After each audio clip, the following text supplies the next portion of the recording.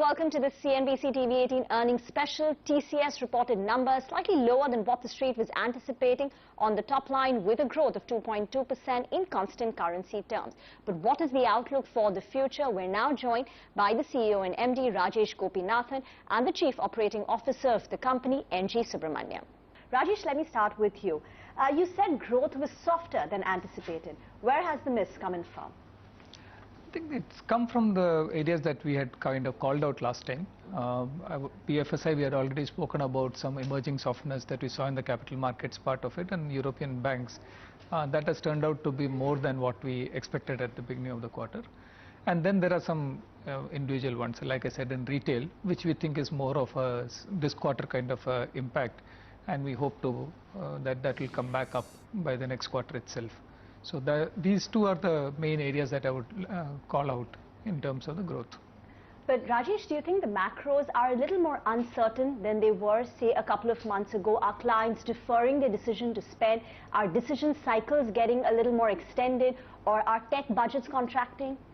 Reema, we have always said that that's something that we don't really want to comment about, because this moves too fast. If you look at from December to January, February to now, it's almost like a real-time movement. Businesses don't necessarily behave that way. So what we are focused on is, we are focused on from a medium term and long term.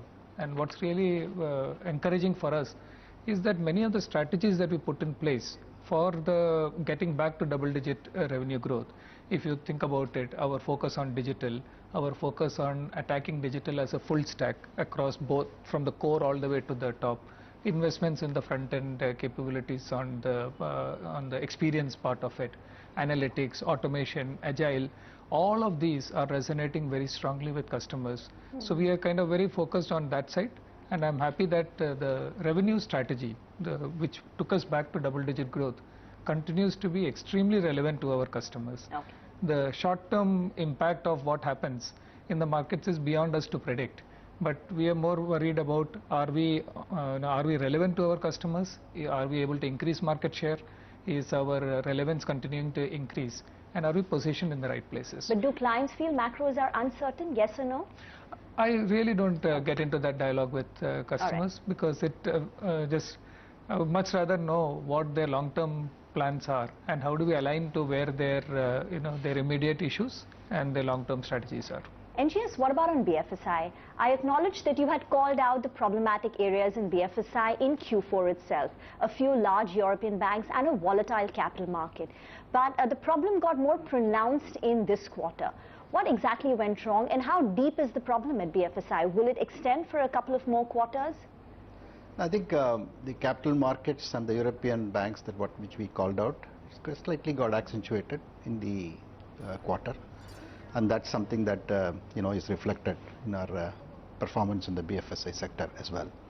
But if I go back to the basics and then clearly focus on each of the customers and what they are looking us to deliver, the kind of deal wins that we have had, and where is it that they would like us to focus, absolutely, there is no concern that I have per se, right, beyond the capital markets and the thing that we pointed out. But is it getting deeper? Do you fear the problem may get a little deeper in the coming few quarters? Because now going ahead, there is a possibility the Fed may cut rates, which is also negative for BFSI spends. Yeah, the capital markets and the couple of European banks which we called out, I think barring that, all the other customer portfolio, client portfolio we have, I think we are continuing to execute well for them. The kind of things that Rajesh talked about in terms of Business 4.0, Agile, automation, machine first, all of them continue to be relevant, and we are participating in each one of those opportunities with them.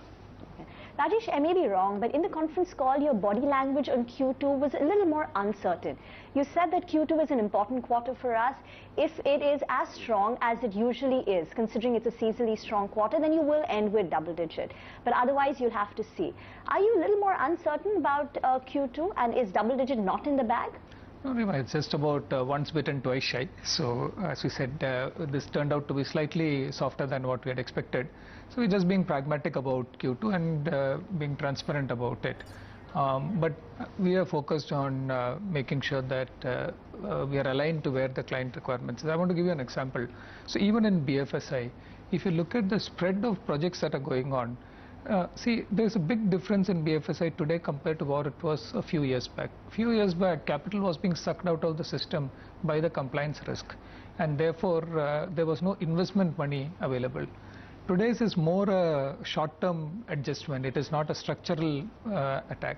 So you see lots of new projects going on. We spoke about the blockchain project that has been awarded as the marquee project for us.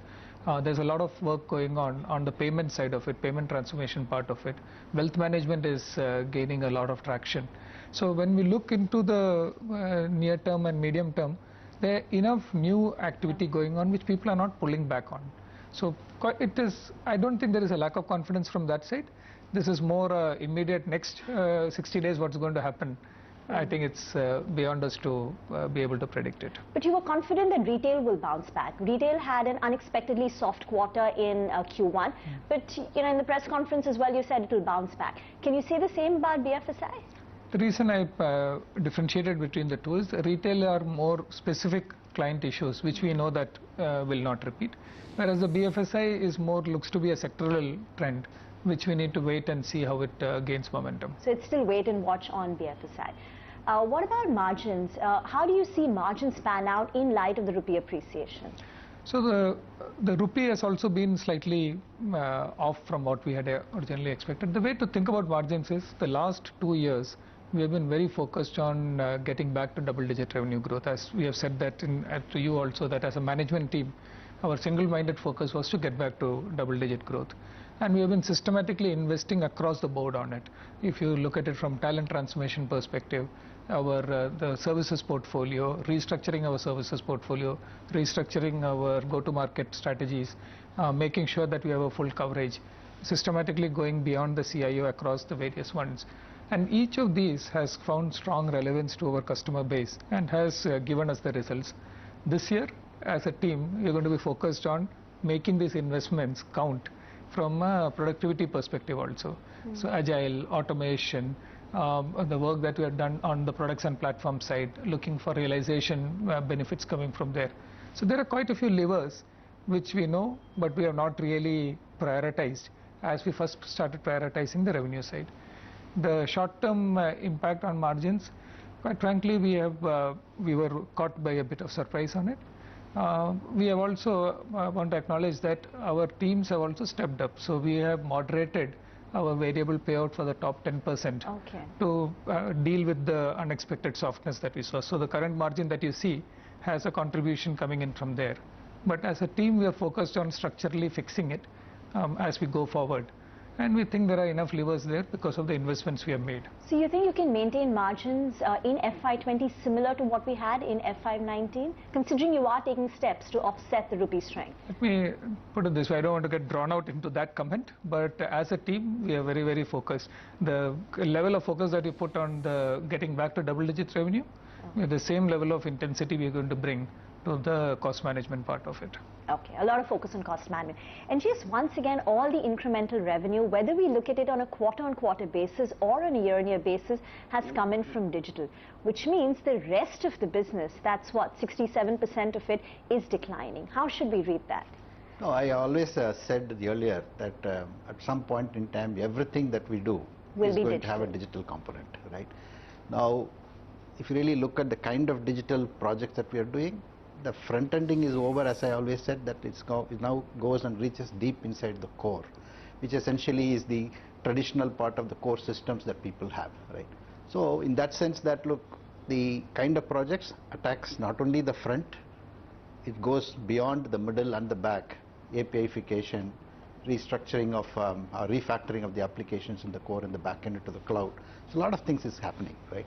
So in that context, I think we are not surprised at the growth that we have in the digital segment of our business, but at the same time that one has to realize that the kind of digital technologies is fast changing and fast interoperating and integrating, right? So I think we are today at 32% of our revenue is digital, growing at about 45%, and it will continue to accelerate. It will continue to accelerate. What about on, just coming back to the sectoral focus, we spoke about retail, we spoke about BFSI. Manufacturing has also been a problem area. This quarter, growth slowed down to 5.5%. You've called out weakness in European auto majors, etc. What else is going wrong? What are the headwinds that you see for manufacturing, and can it recover? Well, actually, manufacturing-wise, the US side of it, whether it is process or auto components, they're all actually doing well, shaping up very good for us. It has actually bounced back. But the European auto sector is still having quite a bit of headwinds, and that's a little bit weak. Okay. We're running out of time. So Rajesh, just one quick question on your capital allocation. There is the buyback tax which will be introduced. How will you realign your capital allocation? Would you look to increase your overall payout so the absolute amount to the shareholders remains the same? Or would you not look at doing buybacks perhaps on a yearly basis as you did in the last few years? What is the thought process now on your capital allocation? The capital allocation thought process doesn't get impacted by this part of it, but we always think about it as. But I'm sure you don't want to pay 20% to the government. Earlier, all of it would go to your shareholders. Let's think about it this way. As I said, if you look at dividend also, when we consider how much is the dividend distributed, we consider dividend along with dividend distribution tax, because it's really an appropriation of profits. This one also is a similar one. So this is realignment of tax structures. That doesn't change the capital allocation policy in terms of how much we want to retain and how much we want to give to shareholders. So what the tax impact of it is outside of that decision. The bigger decision is what is the channel to be used. And I want to also be clear that the channel choices are not just based on tax. It is also based on what the shareholder spectrum is and what different shareholder segments like. Because this is finally something that are individual preferences, and we have a fairly wide spectrum of both institutional and retail shareholders. Some prefer dividends, some prefer buybacks. So the board will take a considered opinion and decide on it. From a company's capital allocation perspective, it is transparent to what happens on the profit distribution side. One word answer. Is acceleration in growth in FY20 out of the picture, and the best case is now a double-digit growth for TCS? The strategic focus is maintaining the growth momentum and focusing on the cost part of it to get the margins right. Thanks, Rajesh and NGS. On that note, we'll slip into a short break, but on the other side, more color on the company's margin outlook coming up with the CFO and the HR head.